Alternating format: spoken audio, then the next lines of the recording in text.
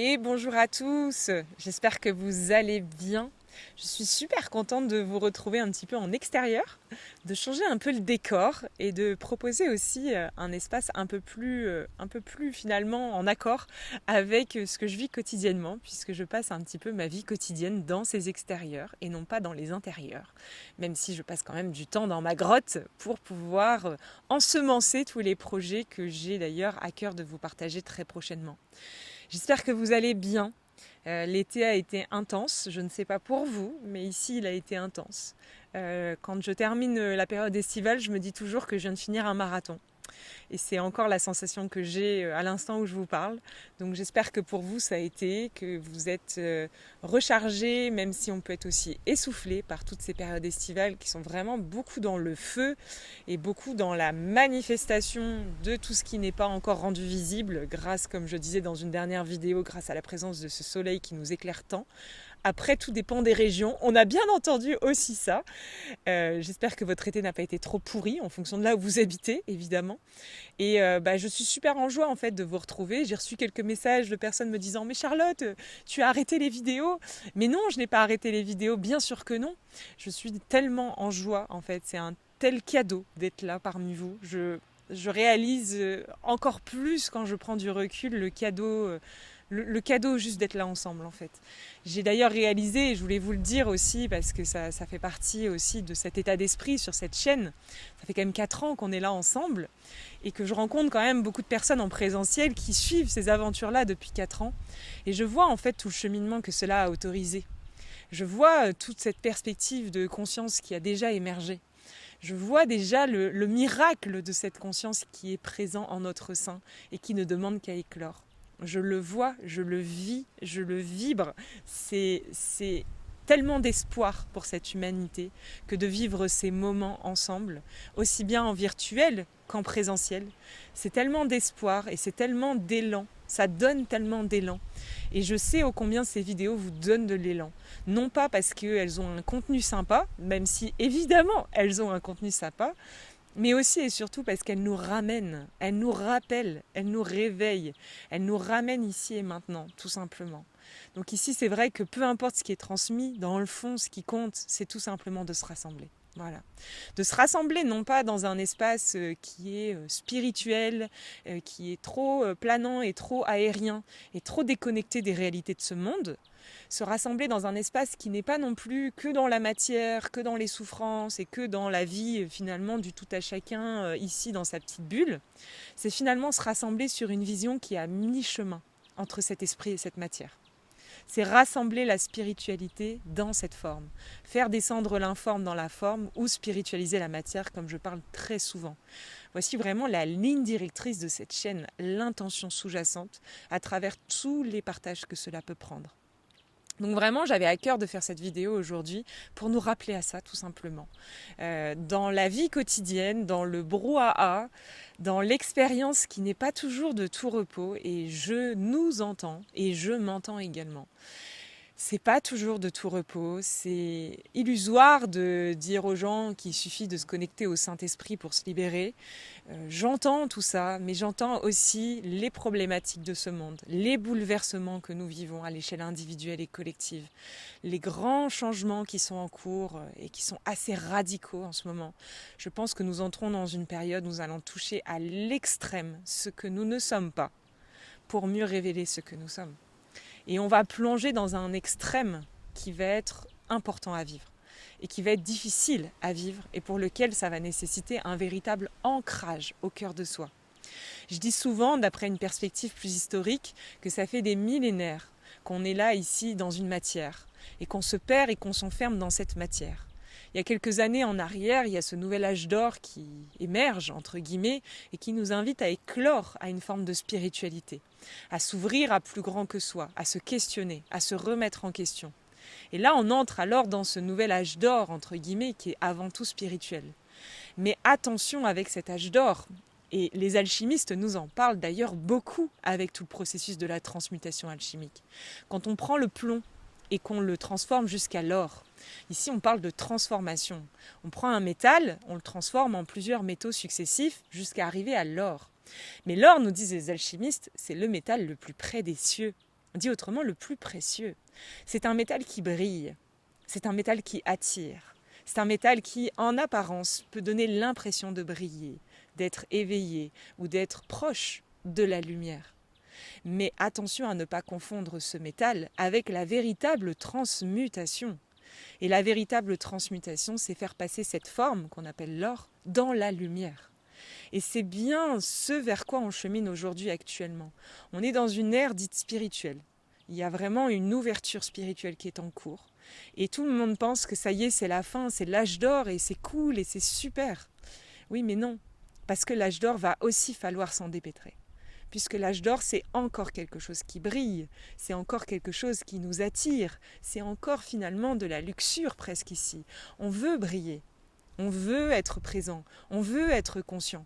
On a remplacé cette quête de la matérialité par cette quête de la spiritualité.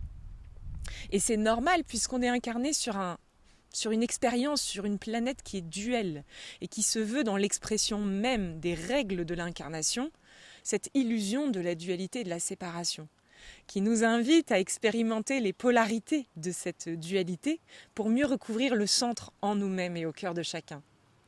Les 3 chakras du bas, les 3 chakras du haut, nous dit également l'alchimie, nous dit également la science énergétique. Ici, quand vous prenez les 3 du bas, vous voyez tout ce qui nous rattache à la matière et ce qui nous ancre dans ce sol. Et quand vous prenez les 3 d'en haut, vous voyez tout ce qui nous rattache finalement à l'esprit, à la spiritualité, au divin en soi. Ça fait des millénaires qu'on est dans ceux du bas. On ouvre aujourd'hui les portes de ceux du haut. Mais on pense et on s'illusionne dans l'idée de croire que ça y est, c'est terminé. Mais en vérité, il va falloir ensuite prendre tout ce qui est en bas et tout ce qui est en haut et le ramener, le condenser dans le centre, au cœur de chaque chose. Là où les semences de notre divinité intérieure ont été volontairement laissées et ne demandent qu'à éclore. Et ici, je voudrais vous prendre une métaphore parce que c'est quelque chose qui m'est venu récemment en présentiel et que j'ai trouvé magnifique dans le déroulé de cette métaphore. Je prends souvent l'image d'une plante et d'une graine, mais je vais rarement jusqu'au bout de cette idée. On est là ici, évidemment, dans cette idée de rassembler tout ça, matière, esprit, pour ne faire qu'un, pour retourner ici dans cette voie du milieu, dans ce centre depuis lequel tout est possible. Et donc ici, on se dit souvent, oui, mais comment faire ? Comment faire pour ouvrir cet espace intérieur ? Comment faire pour débuter ce chemin ? Comment faire ? C'est quoi la clé ? C'est quoi le cheminement ? Mais je dis souvent, c'est tellement simple. En alchimie, on nous dit travail de femme et jeu d'enfant. Et vraiment, le jeu d'enfant, ça veut bien mettre en lumière qu'il y a quelque chose de ludique, qu'il y a quelque chose de simple et d'accessible à tous, dans le cœur de chacun, qui a été laissé d'ailleurs dans la petite enfance, dans le cœur du petit enfant, et qui ne demande aujourd'hui qu'à être dévoilé grâce au travail de femme, qui est un travail où on va venir dévoiler tous ces filtres, tous ces voiles que nous sommes venus accumuler. Ici, comprenez bien que c'est comme finalement prendre une graine. Ici, imaginez qu'en notre cœur, en notre sein, en notre centre, ont été laissées les graines de notre divinité intérieure. Mais que ces graines, pour pouvoir éclore, ont besoin d'être cultivées, d'être arrosées. Alors vous me direz, bah oui, c'est tout bête, il suffit juste d'arroser son jardin intérieur. C'est ce qu'on appelle le travail de femme. Il est à l'intérieur le travail, il n'est pas à l'extérieur. Et attention, les alchimistes derrière le mot travail ne renvoient pas à l'histoire du dur labeur, renvoient à cette vision, au fait de ne pas oublier cette vision. Puisque si on oublie cette graine, elle va forcément mourir. Si on arrose trop cette graine, elle va mourir. Il faut un juste équilibre entre le fait de l'arroser, mais aussi le fait de laisser reposer ce sol. Et que se passe-t-il dans le fait d'une graine qui germe ? Bien d'abord, elle va aller faire ses racines, donc elle va descendre en profondeur, pour ensuite progressivement remonter à la surface et laisser éclore les premiers germes de sa divinité. Mais ici, le problème, c'est que quand cette graine va commencer à éclore, non seulement ça va être beau d'un certain point de vue, mais ça ne va produire aucun fruit. Dit autrement, tout le fruit de notre effort, nous n'allons pas en être récompensés. Et c'est là quelque chose de tout simplement symboliquement extraordinaire. Ici, cette métaphore nous invite à prendre conscience qu'il faut d'abord donner, avant un jour éventuellement recevoir.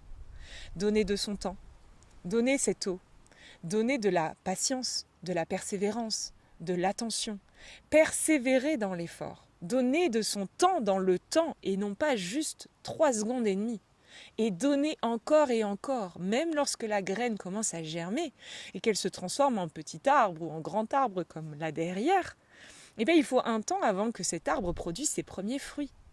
Mais ce que nous dit cette métaphore qui est tout simplement magnifique, c'est que le jour où cet arbre est suffisamment grand pour produire tous ses fruits, ce que nous recevons est à la hauteur de tout ce que nous avons pu alors donner. Mais qu'il a fallu d'abord un temps durant lequel on a donné sans rien recevoir, en apparence, temporairement. Dit autrement, j'entends beaucoup de personnes qui aujourd'hui se découragent et me disent « mais Charlotte, ça ne marche pas ». Mais ça veut dire quoi? Derrière cette notion de « ça ne marche pas », qu'est-ce qu'il y a encore? Il y a encore une attente que ça marche. Une attente que l'arbre produise des fruits, là tout de suite maintenant, alors que nous n'avons même pas encore débuté la germinaison de cette graine. Et ça, c'est quelque chose de magnifique. Et c'est d'ailleurs ce que les alchimistes appellent l'œuvre noire. L'œuvre noire qui est la première étape de ce grand œuvre, de ce que certains pourraient appeler tout le cheminement vers l'éveil ou l'illumination. Les alchimistes appellent ça le grand œuvre. Et la première étape de ce grand œuvre, c'est ce qu'ils appellent l'œuvre noire. C'est-à-dire une œuvre au cœur de laquelle, un travail au cœur duquel, nous fournissons des efforts. Et nous fournissons d'ailleurs un dur labeur, un travail de femme. Et ces efforts, en apparence, ne fructifient pas, ne fonctionnent pas. L'être demeure dans le noir, l'être demeure plongé dans ses abysses, avec cette douce impression que tout cela ne marche pas, ne fonctionne pas et n'aboutit pas.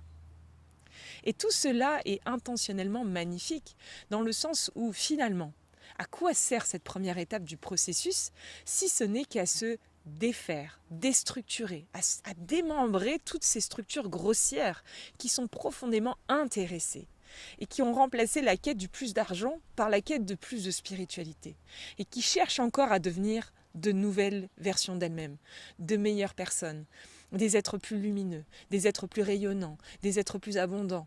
On a remplacé une quête du toujours plus de matière par une quête de toujours plus de spiritualité. Mais on n'a fait que transférer le problème d'un côté à un autre. Nous sommes rentrés dans cet âge d'or où tout le monde cherche, comme les Templiers finalement, ou comme les chevaliers de la table ronde, cherchent cet or, dans la matière encore. Et n'ont pas encore compris que cet or, si vous le trouvez, vous êtes mal barré. Parce qu'ici, si on trouve cet or, il y a de fortes chances qu'on s'identifie à cela et que ça brille tellement et que ça soit tellement magnifique que l'on ne veuille plus jamais passer à autre chose. Et c'est le nouvel enfermement actuel sur Terre. C'est le nouveau piège qui est tendu, où finalement on a remplacé des discours de plus d'argent par des discours d'ombre et de lumière, où on a remplacé des discours de plus de, plus de confort par des discours de plus d'illumination. Et en fait, on est exactement dans le même piège, parce que ce cheminement qu'est l'œuvre noire, personne ne veut le débuter. Parce que c'est tellement dur d'ouvrir une porte derrière laquelle cela ne produit aucun effet en apparence, et où les effets ne sont pas directs, ils sont indirects, et ils nécessitent de la patience, de la persévérance et une profonde remise en question, où l'humilité est placée au centre de ce processus, où l'être finalement se remet profondément en question, où la question même de « je suis sûr et certain que cela est vrai » n'existe plus, sans que cela remette en question l'expérience que nous sommes en train de vivre. Et c'est de ce cheminement-là dont j'aimerais vous parler. C'est de cela dont je vous parle déjà actuellement ici. C'est de ce chemin-là, qui n'a rien à voir avec la spiritualité, qui n'a rien à voir avec la matière, mais qui a tout à voir avec le fait de rassembler matière et spiritualité en notre sein. Je ne vous parle pas ici d'un cheminement spirituel, ni d'un cheminement dans la matière. Je vous parle d'un cheminement où spiritualité et matière ne font plus qu'un, où l'ombre et la lumière ne font plus qu'un, où le positif et le négatif ne font plus qu'un, où l'expérience et la non-expérience ne font plus qu'un, où on rassemble les polarités pour recouvrir la mémoire de ce que nous sommes, de ce un qui a pris naissance dans cette chair, tout ce processus de cette incarnation. Et donc ici, durant les prochaines vidéos que je vais vous proposer sur cette chaîne, je vais vraiment vous proposer à nouveau de revisiter certaines thématiques et de revisiter peut-être plus en profondeur encore certaines notions pour ramener toutes ces notions dans ce centre, dans ce cœur. Et vous verrez que c'est pas si compliqué en vérité. C'est avant tout un état d'esprit qui se cultive. Mais il faut apprendre à lâcher cet intéressement intérieur. Et l'être qui chemine de cette perspective intéressée vers ce désintéressement est un être qui ouvre la porte de cette mise au service. Cette mise au service de plus grand. Comment devenir finalement un instrument au service de ce qui est proposé, au service de cette sagesse intérieure, au service de notre âme, au service de cette mélodie que nous sommes venus offrir au monde. C'est pas, je dis souvent, nous ne sommes pas venus offrir ce que nous voulons, nous sommes venus offrir ce qui est voulu et non pas ce que nous voulons. Nous ne sommes pas venus ici chercher une solution pour s'en sortir par nous-mêmes. Je ne suis pas la solution. Mais il existe une solution qui peut passer à travers nous. Je ne peux pas lâcher prise, mais il existe une solution à travers laquelle mon corps entre en état de lâcher prise. Tant que nous pensons encore, d'un point de vue égocentré et narcissique, que nous sommes la solution de notre problème, eh bien alors nous remettons le problème dans les mains de nous-mêmes, dans les mains de l'espace qui lui-même a créé le problème. On ne peut pas sortir d'un problème avec les semences mêmes de ce problème, ou avec les semences mêmes de ce qui nous a enfermés dans ce problème. Donc ici, voilà la perspective qui est proposée, et je voulais vraiment rappeler cette vision, parce que j'ai vraiment réalisé aujourd'hui que ce qui compte dans tous ces partages, c'est pas le contenu, mais vraiment le contenant. C'est l'intention qui est derrière. Et c'est cette intention de cœur que je souhaite ici vous offrir, tout simplement. Ça s'offre à tout seul, à lui-même, à elle-même. Ça se fait tout seul, en fait. C'est quelque chose qui s'incarne, c'est quelque chose qui se vibre, c'est pas quelque chose qui se mentalise. Voilà. Donc ici, vraiment, j'ai hâte de poursuivre cette aventure ensemble. Sachez qu'il y a énormément de projets qui vont voir le jour là très prochainement. Je vous tiendrai informé. Il va y avoir beaucoup de propositions en ligne, mais aussi en présentiel. Beaucoup de nouveautés, énormément de ressources. En fait, j'ai envie de vous dire, tout est donné. En fait, tout est là. Tout est là, mais depuis le début. Tout est là. Mais ce qui est beau aujourd'hui, c'est que non seulement tout est là, mais tout est rendu visible. Donc, vraiment, je suis tellement en joie. Je suis juste super heureuse, en fait, de partager tout ça avec vous. C'est juste incroyable. Voilà. Donc, juste merci. Courage à vous pour persévérer un peu plus dans cette vision, dans cette perspective, qui n'est pas un enseignement propre à chacun, mais qui est quelque chose qui nous rassemble d'un point de vue universel. Voilà. Donc, je nous souhaite une belle perspective et je vous retrouve très très vite en vidéo. Je vous embrasse bien fort. À très très vite.